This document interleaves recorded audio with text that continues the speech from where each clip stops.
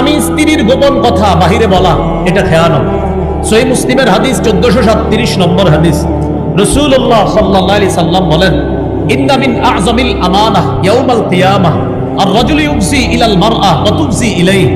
কোন স্বামী তার স্ত্রীর সাথে আর স্ত্রী তার স্বামীর সাথে আল্লাহ প্রদত্ত বৈধ সম্পর্ক স্থাপন করেছে, করার পর সুম্মা ইয়ানশুরু সিররাহা, এই স্বামী তার বন্ধুদের কাছে তাদের গোপন কথা বলে বেড়ায়, আর এই স্ত্রী তার বান্ধবীদের কাছে তাদের গোপন কথা বলে বেড়ায়। এটা কত লজ্জাজনক বিষয়।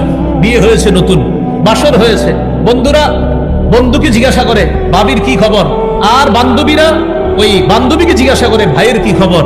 এবার বান্ধবী ভাইয়ের সবকিছু বলতে থাকে, আর বন্ধু তার স্ত্রীর সবকিছু বলতে থাকে। নবী বলেন, কিয়ামতের ময়দানে আল্লাহর কাছে তুমি সবচেয়ে বড় খেয়ানতকারী হিসাবে গণ্য হবে। সাবধান, নিজেদের গোপন কথা বন্ধুদের কাছে না বলা, এগুলো অন্যায়। এগুলো বর্তমান জেনারেশন যারা ইয়াং নতুন বিয়ে করে, সে তার স্ত্রীর সব কথা বন্ধুদের কাছে বলে বেড়ায়। এটা ঠিক না, এটা অন্যায়।